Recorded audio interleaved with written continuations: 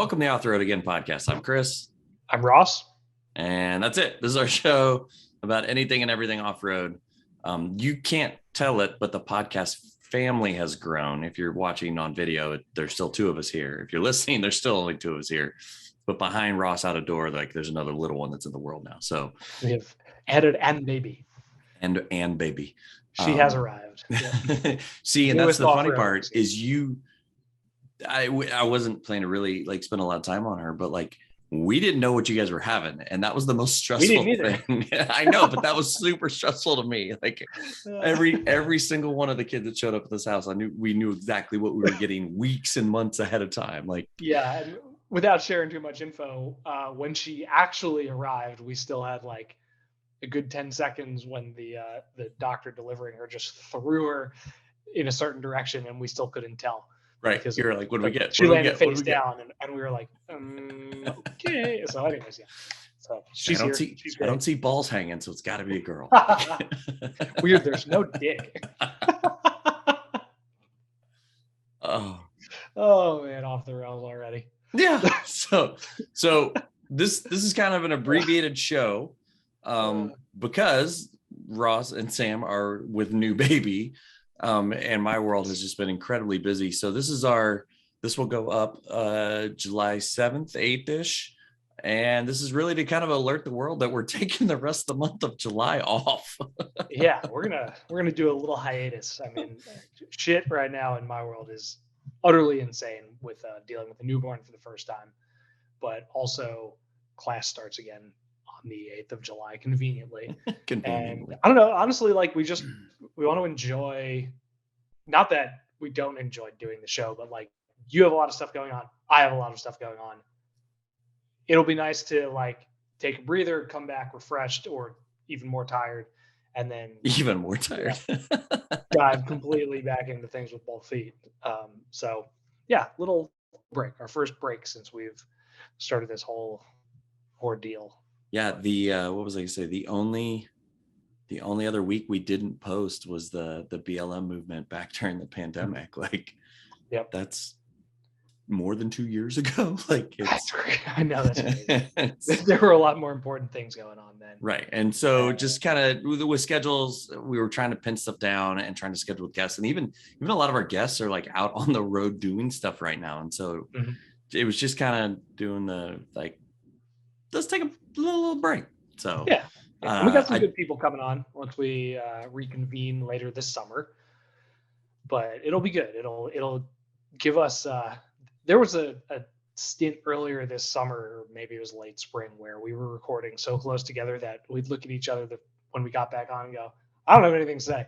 So let's just talk about the guest. And I don't know if the listeners have noticed at all, but we've slightly tailored the format a little bit to the guests and their, most of the time more important and exciting things.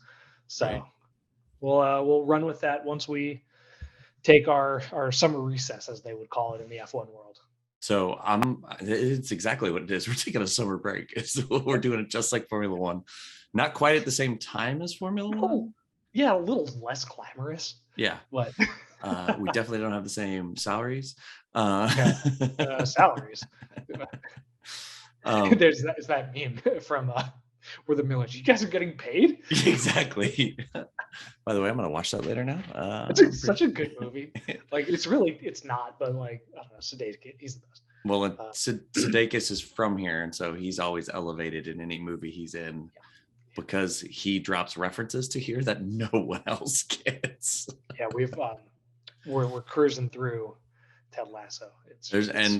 Ted Lasso, they're pretty overt. Like a lot of the t-shirts he wears are barbecue places here in town. Like it's not hidden on Ted Lasso. When you're the showrunner, you can put all the references in you want. So yep.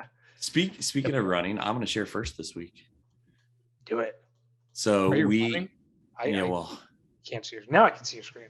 I'm not actually running, but we made a trip. We went out back to Colorado to see some family, visit, stay a little bit. And then of course I went into the operations manager and was like, can I borrow a van? And they were like, yes, we will make that work for you. And so I borrowed a It's a little bit older van.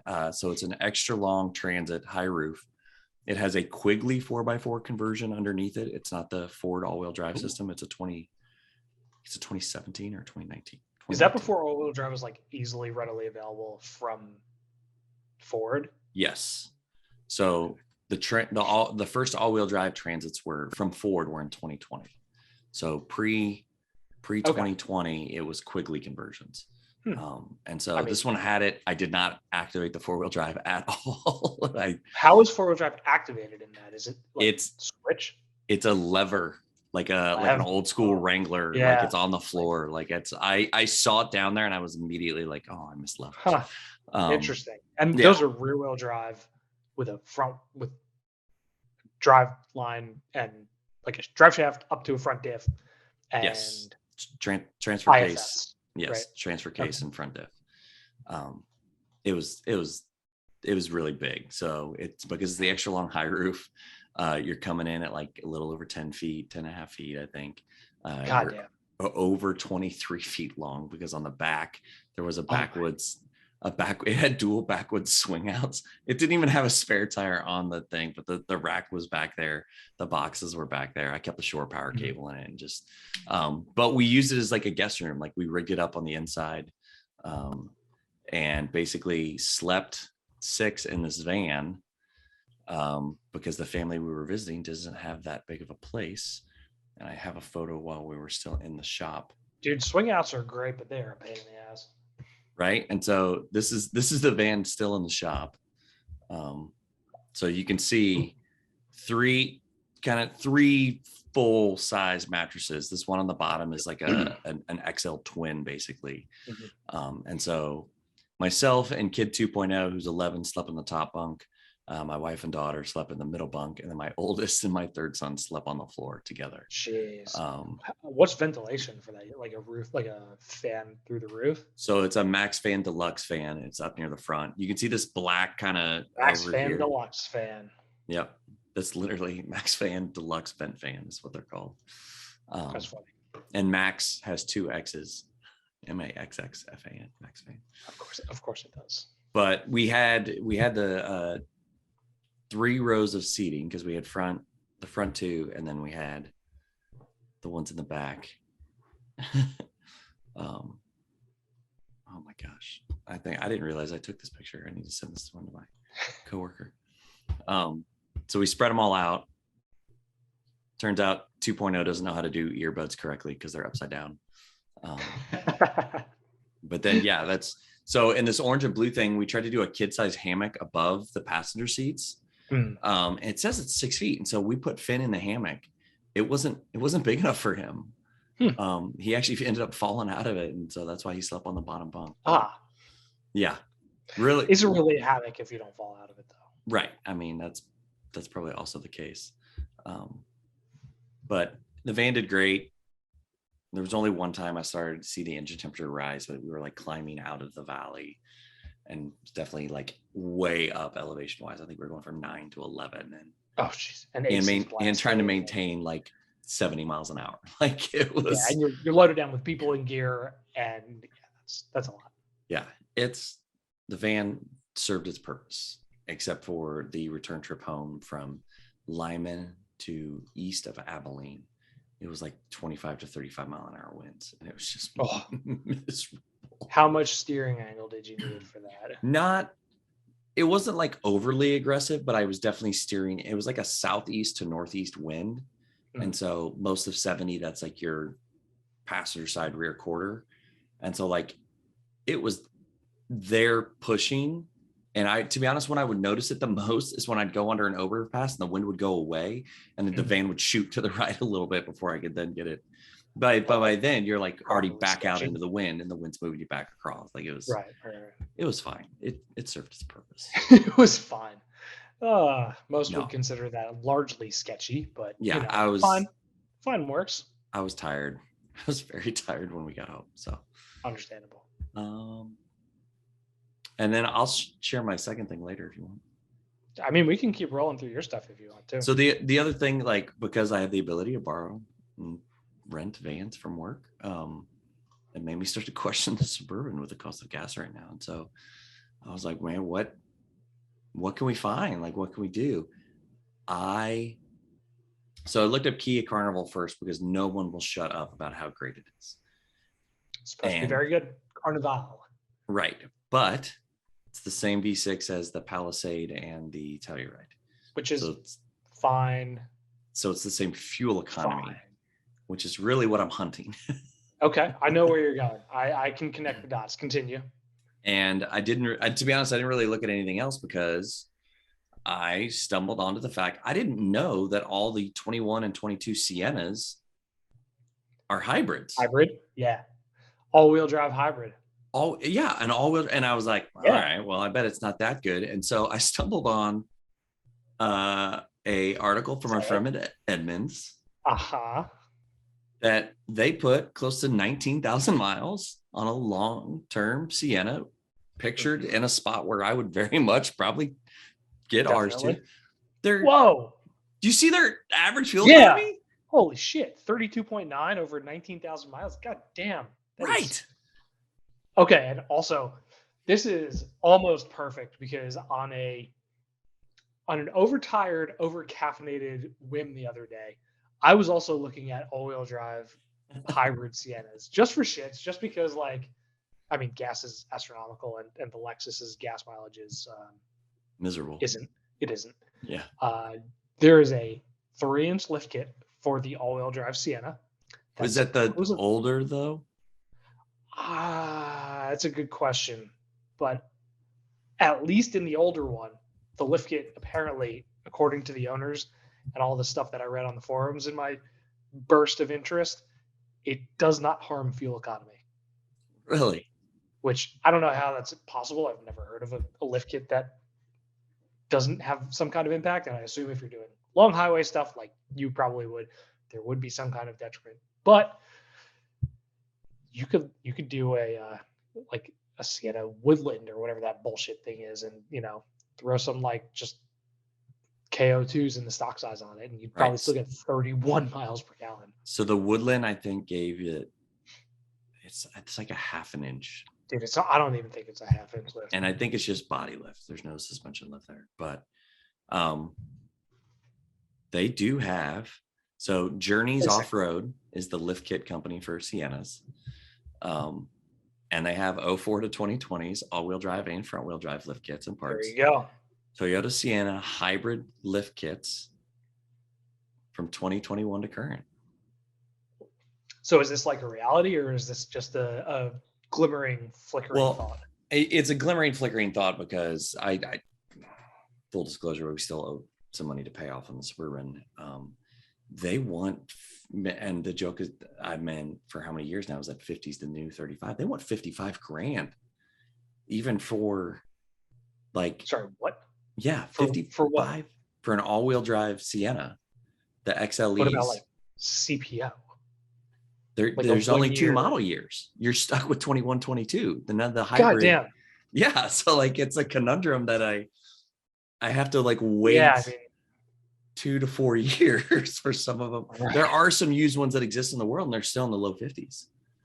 Jesus, I mean, it's the catch-22. It's sell the inefficient vehicle to get the efficient vehicle, but increase the payments or extend the term, and right, dozen of one, whatever that, And so you come back 6 of one, half dozen of another. Yeah, that kind of you come back to the logic of I'll just sit on the Suburban and hopefully gas will come down a little. Yeah, but hopefully. For other families, goddamn, 32.9. That is pretty freaking good. When on an all-wheel drive too, like it wasn't like the front-wheel drive only, like. But even the one that Edmunds tested was MSRP'd at 53.9, and that's a 21. So that's before like things had got really crazy. Yeah, that's a big number. That's a big number. So, but it made me, I did some thinking. So, I mean, the other solution is like hybrid Highlander. Yeah, which I don't like those. I It's the kind of just, thing. yeah, just It's the kind of thing like if we were going to do it, I'd still want to maintain some modicum of space. right. So I looked at like the Pacificas for the plug-in hybrid that they have, but that's only front wheel drive only. They won't do that as an I all-wheel thought I drive. could have sworn the Pacifica was. Not according to their website when I tried to build one. I mean, Chrysler's website built in 2000. Dude, it does need to be updated. It's funny. The other thing I thought, I'm just. I did of course I built an R1S. That's 82. Oh well, yeah. Fine. It's 82. Like Reviews came out today. Shocker, reviews are excellent. Shocker, all of the test rigs were like 93. Yeah. So did the reviews come out? As opposed to us taking a break, I've also turned off all my social media. Good. Like I'm gonna go. Think of it as like dry July for me. Dry July. Hate free July. Fucking hate free July should be every July. Just everybody turns off all their social media. It'll help. Yeah, man. I don't know. Talk about taking the Suburban on a trip at all? I think we might have talked about that with Robbie, but I'm not sure. I don't know. Like the last month has all kind of blended. Yeah, it's all one big mosh posh of who even knows. Yeah, we road tripped the Suburban too. It was fun. It was fun. You can see videos on my Instagram of that. See videos on the thing I no longer use. I mean, if you make a comment, I'm not gonna see it. So I don't. Yeah. Where do you want to start with your toys? The things that you've driven. I don't know. Unfortunately, I haven't driven my own Miata very much due to a certain child having been born. Did you bring her home from the hospital in the Miata? She came home in Sam CX-5, as one does, because we were loosely concerned about the Lexus fitting in the parking garage at the hospital. Oh, on my road trip, we pivoted, and instead of staying in the van one night, we stayed at a resort. And when I checked in, they were like, "Yeah, how tall is that thing?" And I was like, "It's like 10 something." They're like, "Well, the garage is 7.5." And I was like, "Well, so we're not gonna make it." So we're gonna park it outside. Yeah. No, so yeah, she came home from the hospital in the CX-5. The Miata, who even knows when that'll actually live at my house, but getting there. Yeah. So you've acquired it. That's the good part. It exists. It's registered. It needs to be put through emissions, which is an eventuality. But what's that? Emissions. It's this thing that we have to keep the air clean. Out here. Yeah, I don't know. So in the interim, I have driven an ND Miata, which I had. Sweet. I had a red Grand Touring soft top, which it was funny. It was supposed to be this one, then they changed their minds and were like, "No, we have to give you the RF." And then at the last minute, it was, "No, it's going to be the soft top." Sweet. Grand Touring. I was like, "Oh, awesome. Okay." The ND2 is fucking awesome. It is fast enough to not feel slow anymore, but not so fast that it's to the point at which it gets rid of that Miata goodness where like it has that whole ring the shit out of it and still not break the speed limit kind of thing. Great car. Honestly, the steering still isn't great. It's a little numb. It's a little soft and light on that, but like, it's just so fun. People compare them to the new GR86 and the BRZ, and like those cars have better steering feel. Fine. They might have better at the limit suspension damping and whatnot. Fine. It doesn't matter. This car is it's so much fun. And that's really where it starts and ends with the Miata. The infotainment sucks. It needs louder exhaust, but every time you're driving it, it's just enjoyable. And yeah, I'll own an ND2 someday, probably in 15 years, but eventually. So after the Miata, I spent a week with the GMC. Wait, no, what order did I don't even remember what order I spent these cars. Go to the GMC next. I've already got you. The GMC. Okay. So I had the GMC Sierra Denali Ultimate for a week, the 1500. So it's crew cab, short bed only. And that looks like the same. Yeah, that's the drive. So that's probably the same one that I had. So Ultimate takes Denali one step higher. So it has this like black chrome, black grill they call Vader grill, which is fucking, cheesy as cheese gets. That's very cheesy. 22-inch wheels with machined accents, I guess you would call them. They're not pockets, they're accents. And that's really as far as the exterior differences go. The interior has like contrasted dark brown leather, and it's got a special metal start button that the AT4 now has as well. And it has like stitched in embroidered topographic maps of Mount Denali and of Denali National Park, like throughout the interior. It's on the seat backs, it's on the door cards, it's on like the armrest on the center console. It's all over the place. And so it gets that. It gets like this one step higher Bose stereo. And then, a couple other odds and ends are standard on it that are options on other Sierras, like the Carbon Pro bed and the Multi Pro tailgate with the kicker speaker in it, which is kind of weird that it doesn't have just a Bose speaker in this thing, since there's a Bose stereo in the truck. And what else does it have? It's Super Cruise.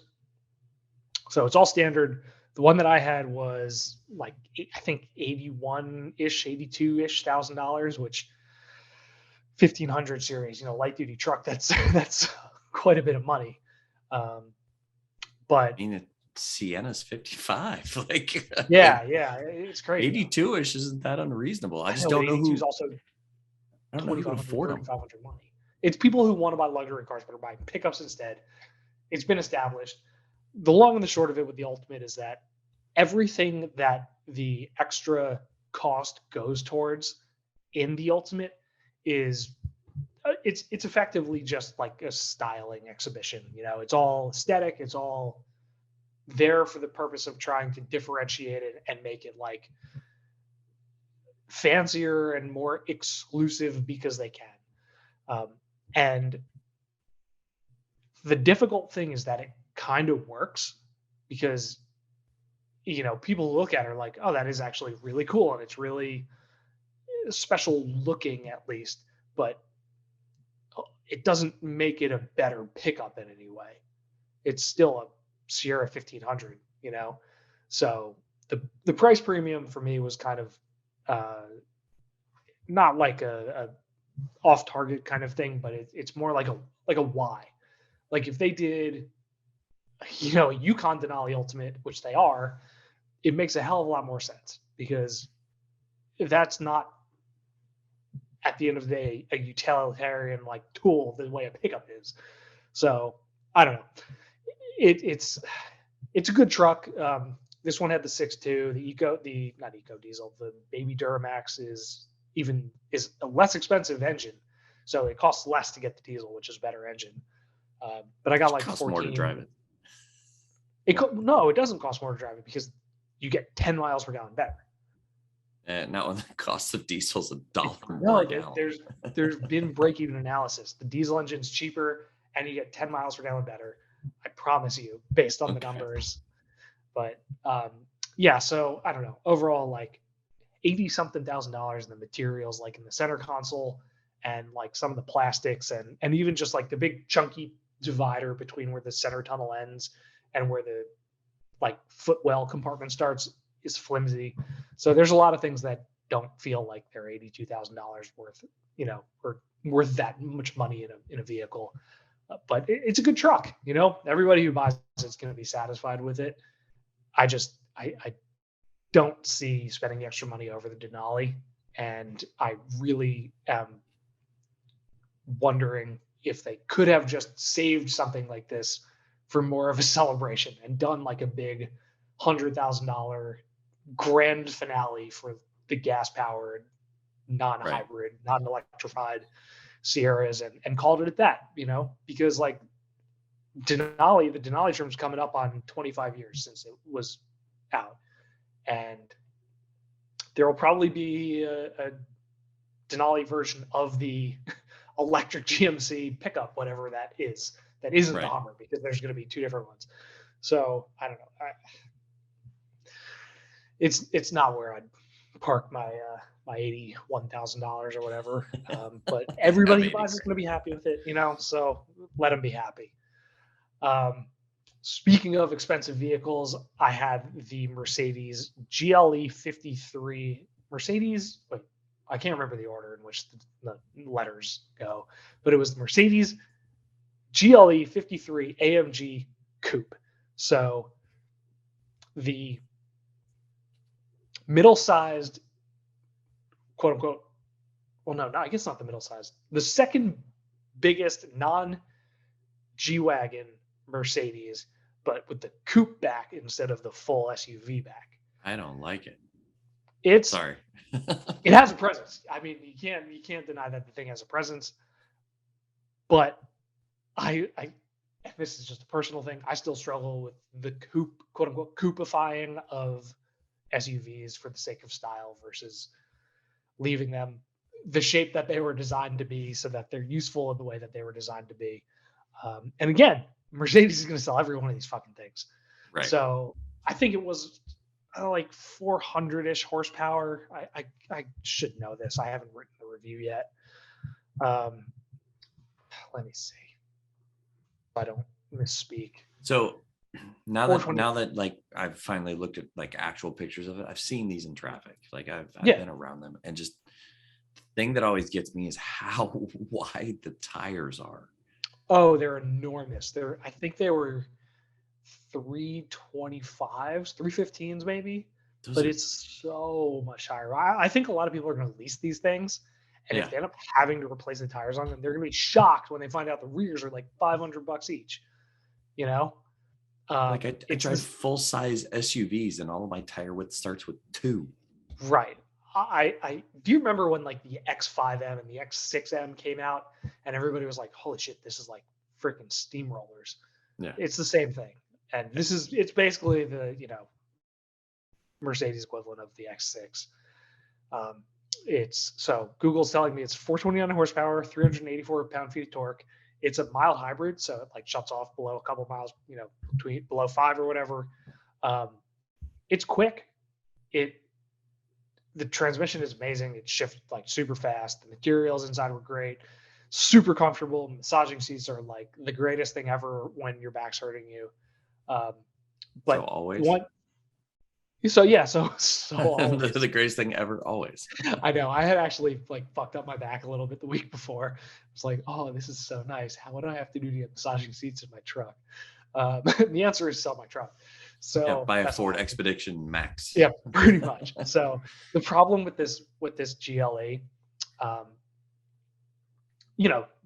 most people still associate AMG with a twin turbo V8 or a 6.2 or 6.3, depending on who you ask, naturally aspirated V8 that makes like all this great noise. And this is, it's a 6 with hybridization and a turbo. So it doesn't sound that good. And it was $101,000. So like just for that cheap. Much money, quote unquote cheap, but that's the same price as the SVR Jaguar F-Pace that I had for a week last fall, which like driving the Mercedes is nice. It's a nice car. It drives well. It's smooth. It's comfortable. It's like, it's giving you all of the massages and tingly feelings in your like ass you want.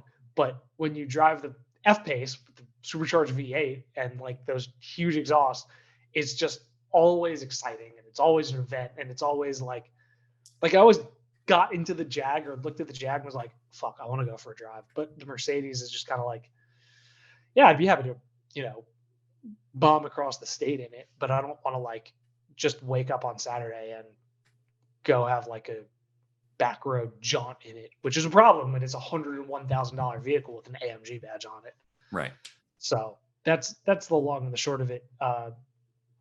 Good car, probably not for the diehard enthusiast, not in the way like an SVR or even like a V8 powered AMG would be. So that's all I've been driving. got a few other fun things coming up, but yeah, lots of moving parts. That's a good wrap up. That was a good wrap up. And that's where we leave things until yeah. So you just talked about an $80,000 pickup truck and a $101,000 SUV. And I started off the conversation pining after a $55,000 minivan. Again, times are changing.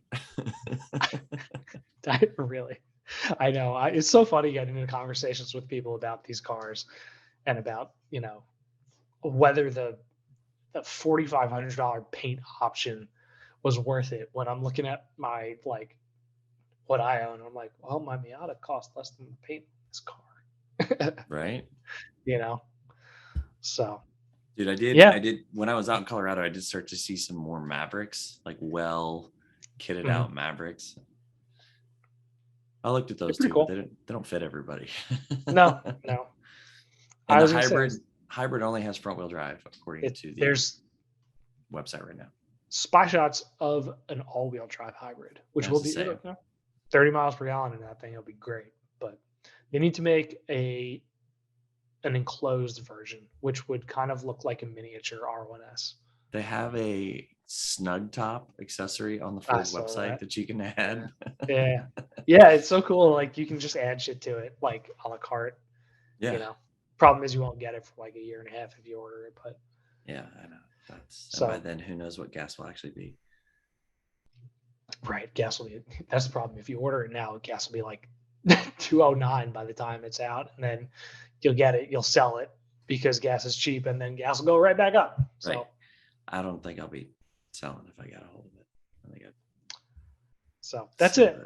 That's it. That's the show. Note, yeah, We're gonna take a break. Hope you enjoyed this short episode. Yeah, we'll reconvene after all of us get some summer fun in. Hopefully by then, your kid's sleeping through the night, close to, or at least a little closer. Dude, I don't want to jinx it. Don't jinx it. Don't even think it. Don't say it. Don't think it. Oh, we've long since thought it, but see. So I've been with Connor. I've been running him to like football practice every morning. So yeah, he picked a program on the far side of town, and so in the local high schools, like if you sign up for one of the programs, you can go to a different high school. We live a half mile from one. He could walk to it. Of course. But the one he picked is literally the other side of town on the same street. Every day as we go through downtown in the city we live in, there's a train. There is a workaround shortcut to like get under a bridge and like go around it. But the other day he was like, man, Dad, the train always comes at 6:14 or 6:15. He goes, 6:15 right now. And we're still on the far or the near side of the train. Like, don't say that out loud. Wait till we're past the tracks. Oh yeah. And then say that. Like, don't say it as we're still approaching. Yep. There is one section of road, like if you get too close, you can't turn. You're stuck. You're not getting the shortcut. And that's right about where we were when he started to say this. And I was like, dude, you're going to be late. Yep. Next one is, you got a bike. Dude, it's so far away. It's like 10 miles. Oh shit. Okay. Hey, he's trying to get a workout in. There you go. Well, that's why he's there. It's strength and conditioning. He doesn't also need to ride home. So anyway, Fair. That's it. That's our show. Thanks, guys. Okay. Yeah. Stay tuned.